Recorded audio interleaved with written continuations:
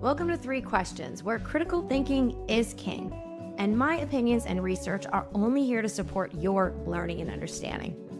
Hey, I'm your host, Meghann, and I'm so honored you clicked on 3 questions today so we can discuss stroke recovery. Now, this is a pretty big topic, so in 20 minutes, here are my goals for today. Honestly, I'm talking to everyone out there who's experienced a stroke or is recovering from a stroke. So I want you guys to hear this. This episode's actually for you guys, and I want you to ask these questions to your movement professional, your PT, your OT, your doctor, your Pilates teacher, your personal trainer. Ask your caregivers. Really make sure everybody on your team is paying attention. Because, listen, even the people that love you want things to be easier for you. But in the effort to do that, sometimes we miss things. So you are going to have to be your own advocate. You are going to have to push and say, no, that exercise, although that was interesting, it actually increased my spasticity. Let's do it again. Now, that's going to be between you and I. But right now, I'm going to kind of talk to our movement professionals. So, hi, movement professionals, welcome. And these are 3 questions I want you to ask yourself. And maybe, start with your client you're having the best success with. Maybe not the client you're having the least success with. And always remember, although we're talking about stroke recovery and hemiparesis in particular today, which is single-sided weakness, realize that every single person you work with has discrepancies side to side, which are normal. So these strategies are really helpful with all your clients. So enough with the intro, let's get to it. And question 1, what is going on with your non-affected side? I want everybody to think about that. Say you had a stroke and it affected the left side of your body.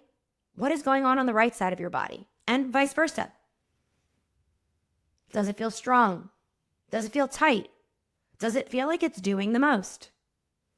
When you look at your shoulder movement on your non-affected, or I'm doing in quotes, good side, does it look like it did before the stroke?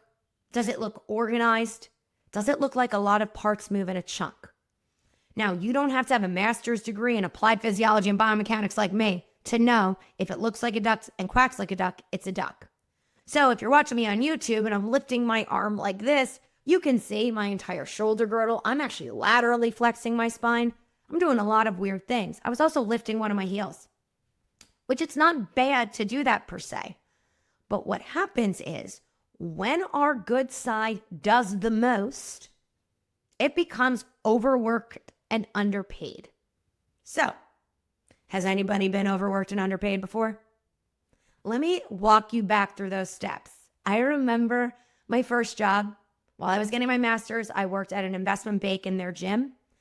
And at that point, I did have my master's from a top university in Columbia. And a guy came in, same job as me, 2 years after, had an undergrad degree. No judgment, but he made more than me. Now we can go along the women-men thing, but I'm not going to go there. What I want to focus on more is how I reacted. So I realized I was doing my job fine. I was happy. And then there was a gap in my knowledge, and that gap was filled when I found out this information. It's not that guy's fault. I didn't ask for more money. I didn't know how to negotiate as a 20-year-old woman.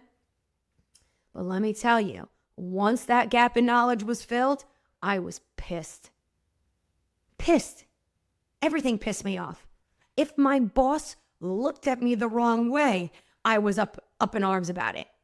Okay, that is silly. But what happened was, once that gap in knowledge was filled, I couldn't unsee it. I was so angry, and you know what? I ended up leaving that job and going in a different direction. Because, what is the saying? I always screw up sayings. I couldn't put the cat back in the bag. You're putting something back in a bag. You know what I mean. I couldn't do it. So think about this with your non-affected side. I'm going to probably screw that up 10 times during the podcast, so hopefully I'll do it okay. That right side. So we're going to talk as if everybody had a stroke that affected their left side. We know that's not the case, but just stay with me here. So my right side's doing the most. And then one day my brain goes, all right, We've used these movement patterns. We're at risk of injury. I don't like it anymore. I'm shutting this shit down. Boom. What happens? You get excessive pain, or you might start getting spasticity or problems in your non-affected side. And you're like, what's going on here?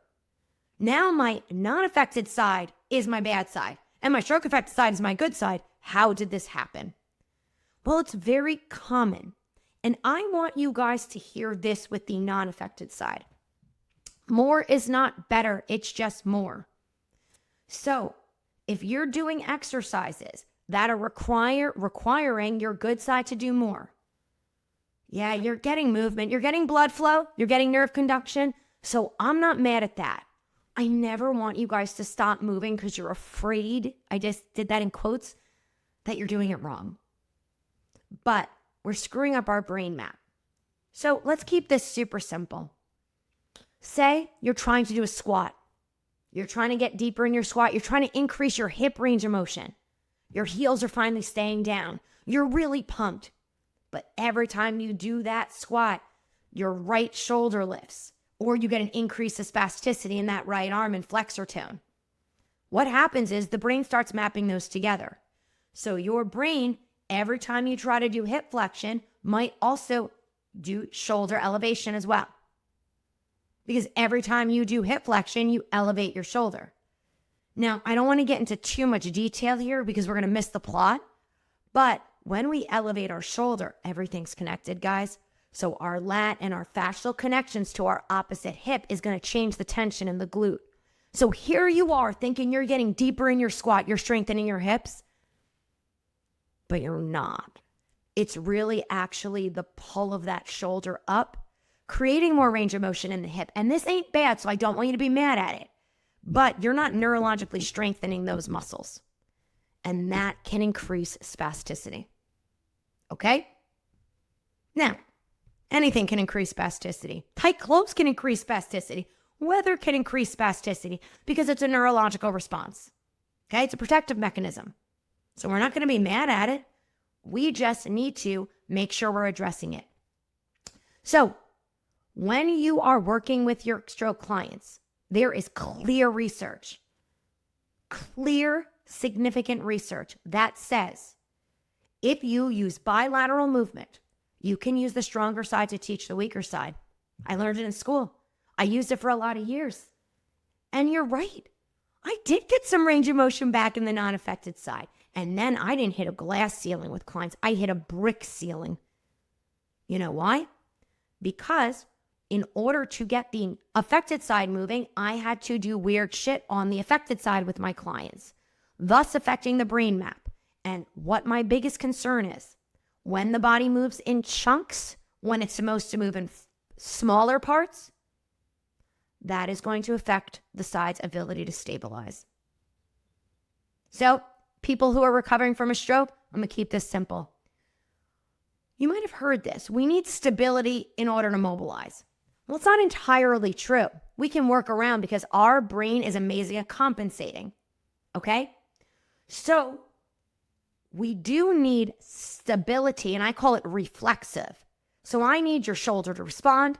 Say I'm just doing standing marching. I'm going to lift my left leg up. Well, I need reflexive stability in my right shoulder, right hip, and left shoulder to really effectively isolate that hip.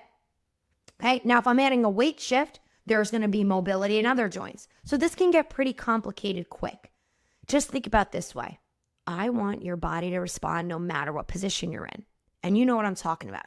You ever try to do like a leg lift or a march and your body has to like candy cane, or your head goes in the opposite direction, or you have to really squeeze your hand or clench your fist or make a face?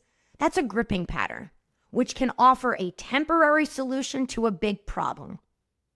So we'll talk about reflexive stability in another episode, but I want to finish up question 1. What is your non-affected side doing? Okay, I made the mistake twice. This should be a drinking game. I want you to think, is my good side doing too much? Is it in pain?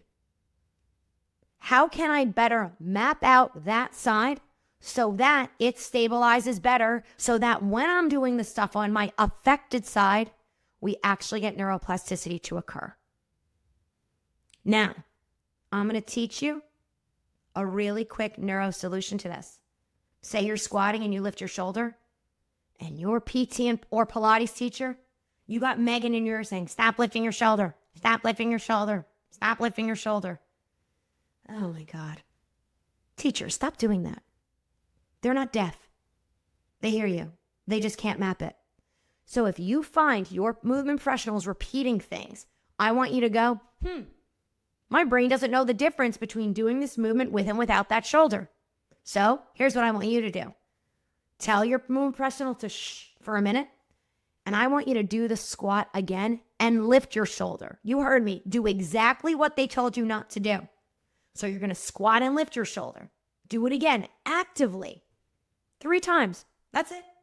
And then say to your brain, that was squatting and lifting my shoulder. Now, squat again without lifting your shoulder. And what you will realize is, holy shit, that was a lot easier. And this one, stop bitching at me to stop lifting my shoulder.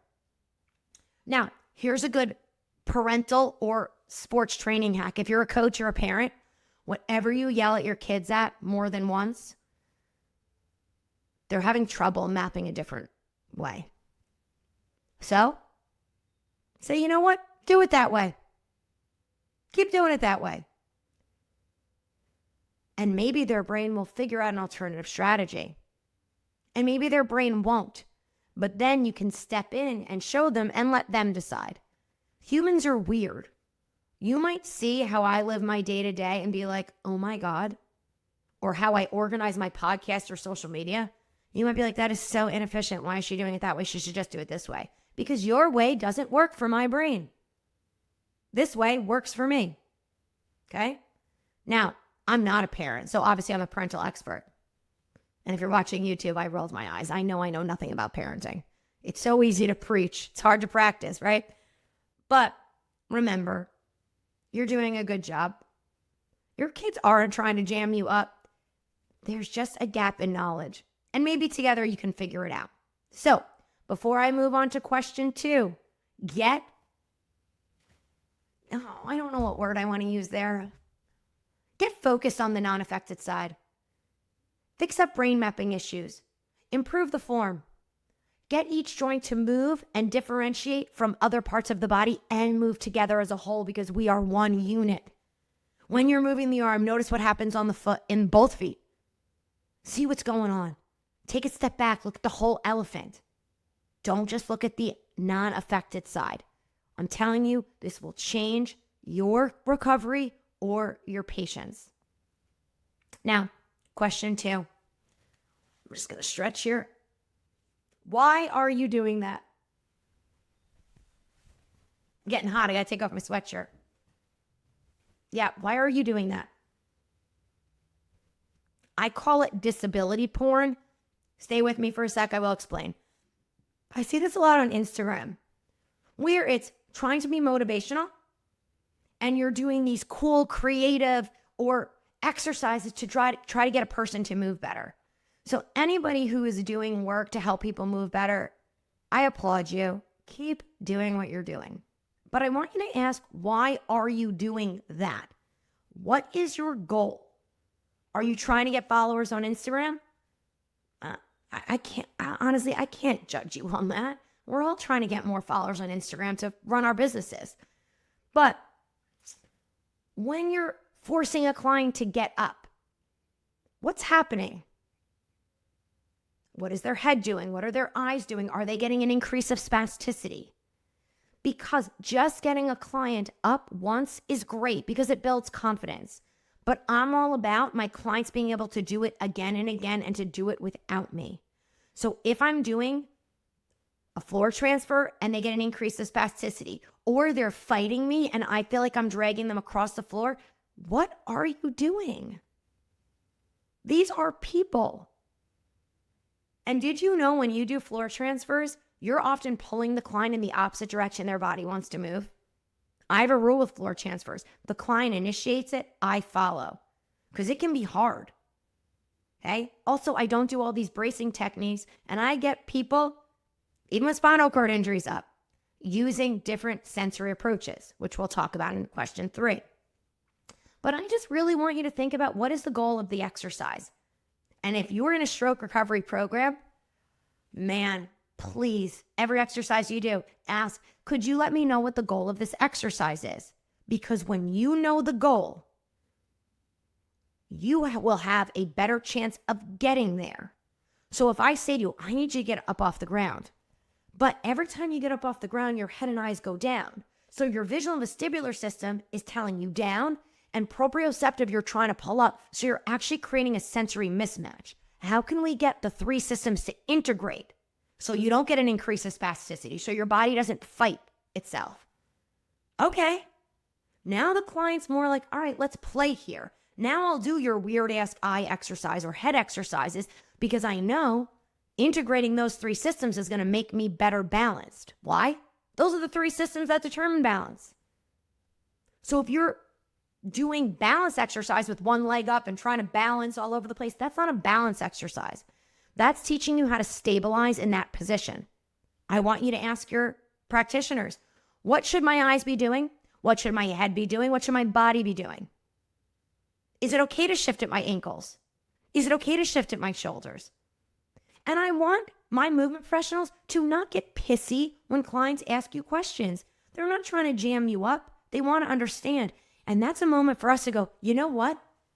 I don't know. Hold on. Do it. Let me see what you do.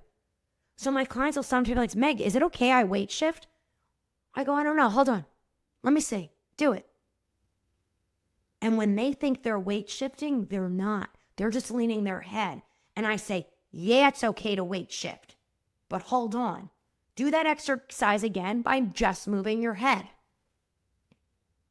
And then I want you to do that exercise again and move your crotch and head together to actually get them to weight shift. Now, let me tell you, when I ask them to just move their head, they're going to be like, I can't do that. Now, I know they just did it. I just saw them do it.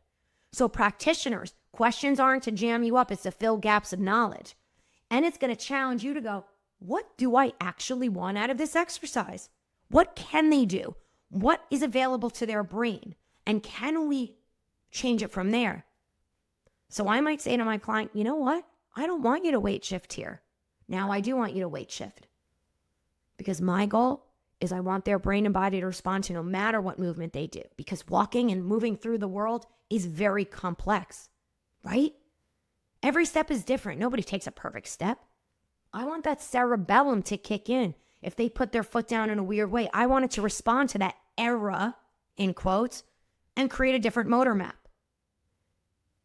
If their brain doesn't realize when they're making mistakes, the cerebellum's never going to kick in. You can do all the cerebellum exercises you want. Every exercise should be a cerebellum exercise. Okay? And I'm going off topic trying to talk about the cerebellum. And if you're not sure what the cerebellum is, it's a part of our brain. Then initially it was known for the ABCs, accuracy, balance, and coordination. But with new and emerging research, we're seeing that the cerebellum is kind of involved in everything.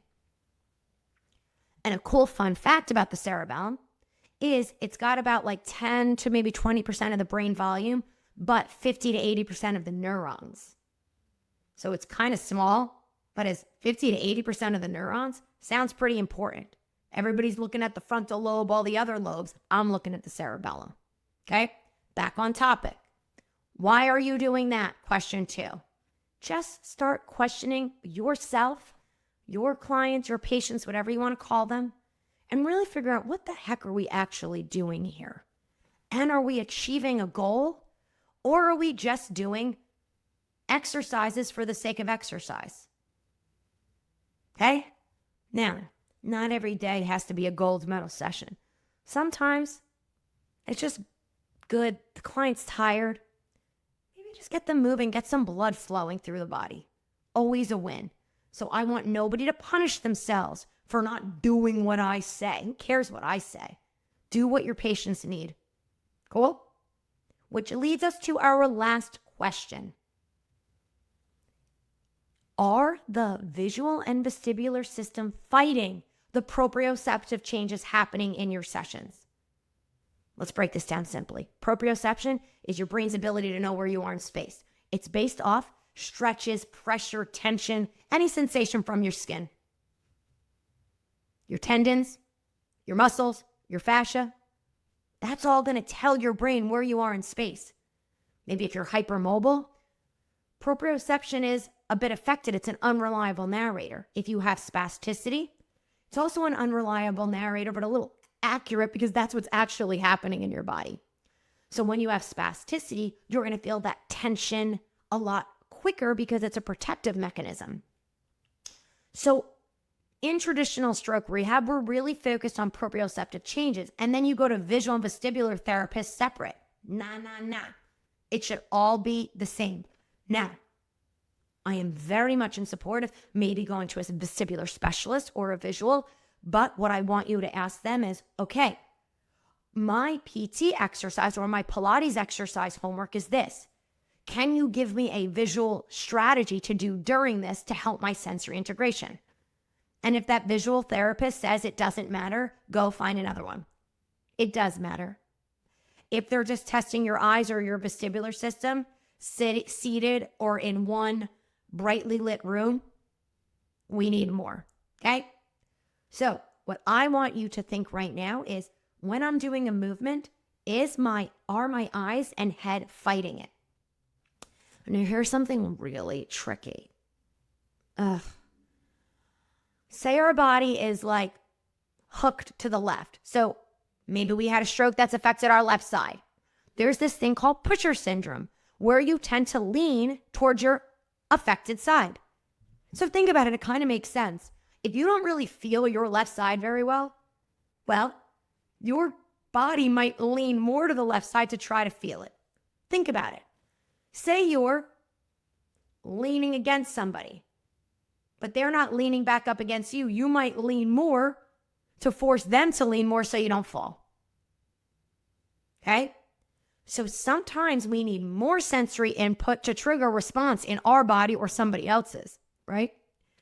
So what happens if we're leaning to the left? There's this cool thing that our eyes do. Our eyes always want to see things straight. So I want everybody to do this right now. Candy cane your body to the left. Like lift your right shoulder, really go there. And if you stay there habitually over time, and it might take 2 seconds, it might take 2 minutes, it might take 2 years, your head is going to right itself. So if you're watching me on YouTube, eventually my head's going to go like this. So that way my eyes see things straight. So, my visual system is saying, we're straight. My vestibular system is saying, we're straight. The 3 semicircular canals, fluid, not moving, we're straight. But proprioception's like, excuse me, visual and vestibular, we're not straight. And they say, shut the hell up, proprioception, 2 against 1, we win. And we are higher systems. Okay. Vestibular, I speak directly to the cerebellum. Visual systems, like, do you know how many parts of the brain are allotted to me? Okay, so they win. So your proprioception goes, okay. Now guess what happens when you come into sessions? Your Pilates teacher, your PT straightens your body out. And oh my God, if you're a movement professional, have you ever straightened someone and they say, oh my God, thank you, that feels so much better? No, they're always like, what are you doing? That's crooked. I used to, back in the day, I remember one client, she had a cerebellar stroke. I used to take a picture of her because she's like, this isn't right. And she actually made me, because I took 2 pictures, and she's like, yeah, but I think you mixed up the pictures. So I literally had to clear my pictures and be like, okay, stand normal or for her. Took the picture, showed her. She's like, holy crap. But what I didn't realize is me telling her to be straight was a waste of time, because proprioception was happy, but I didn't do anything to change her visual and vestibular, so senses would match. So to this client, Wendy, I love you. I'm so sorry that I tried to straighten you for, oh my God, this is embarrassing. Probably 6 months, maybe longer. But when we know better, we do better. Now what I do when she's crooked, I put her head in line with her body. Then we do some exercises, proprioceptive, visual, vestibular. And then guess what? She's straight within the moment. Well, now it's like 2 seconds, but sometimes it used to take longer. So I want you asking yourself or your PTs and OTs, hey, is my head in line with my body? What should my head and eyes be doing here? And I'll talk about scoliosis in, I think, maybe in 2 episodes, 3 episodes, whenever, it pleases me. But scoliosis is another one. The visual and vestibular system are a huge problem. And everybody's working on proprioception of the spine. But guess what? They go right back because visual and vestibular always win. Okay? If your client's looking all over the place, they're trying to get sensory information, stop telling them not to do that. You need to address that so the eyes can gaze stabilize. If their head is moving a lot, they're trying to get vestibular information. Maybe you have a child who can't sit still. Maybe you have a child who is on the spectrum. Maybe you have a child who has been diagnosed with autism. A lot of times, kids will move their heads around a lot because proprioceptively, they're not getting any good intel. So they really need to know where they are in space and help their brain focus by moving their head around a lot. Okay? At the end of the day, we all want to feel something.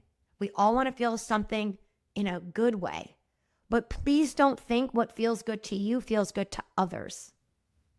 It's kind of interesting. I was talking to one of my friends who's a massage therapist once. She loves touch and the sense of touch. She's someone who kind of touches people, not in a creepy way. But I don't like that. I don't like to be touched. I don't really enjoy massages because I have sensory issues with my skin. I'm very particular about my clothes. We talked about this in previous episodes. If you did not listen to episode 2 about sensory, please go back and listen to it. I stopped getting massages. They don't help me. They actually aggravate my nervous system and make me more agitated. And I try so hard to relax, but I can't because all that movement of my skin is too much for my nervous system.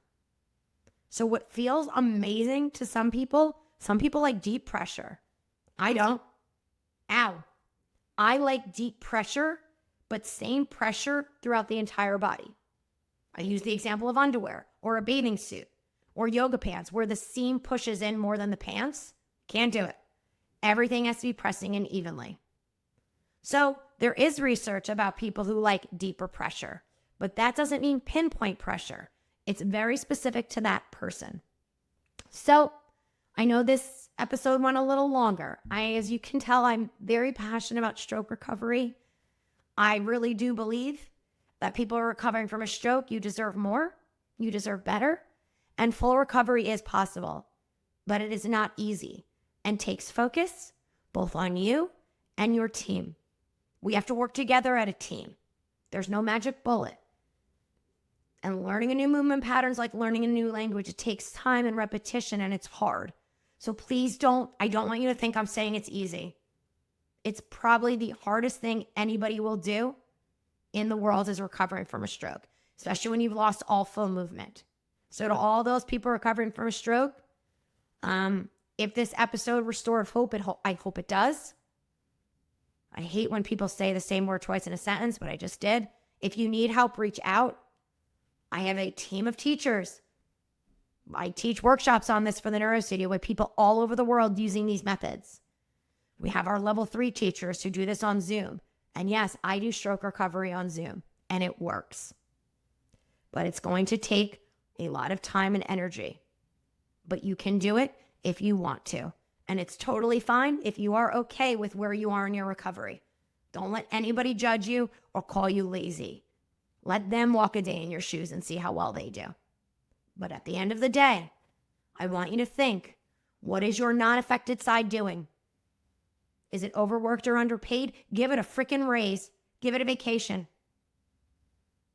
Why are you doing that? Do weird things with your body.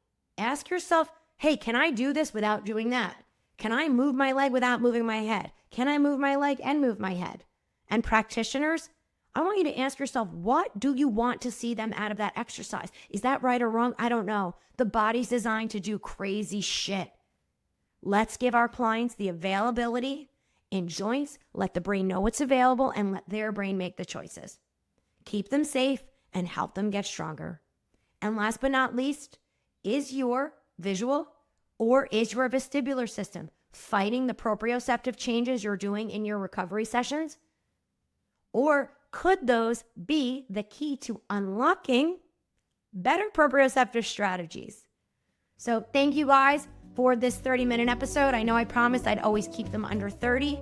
And if you have any questions or want any further episodes talking about different parts of stroke recovery, let me know. I don't want to yammer on about things nobody's interested in, but this is super important to me and millions of people around the world. So thank you, and I'll see you in our next episode.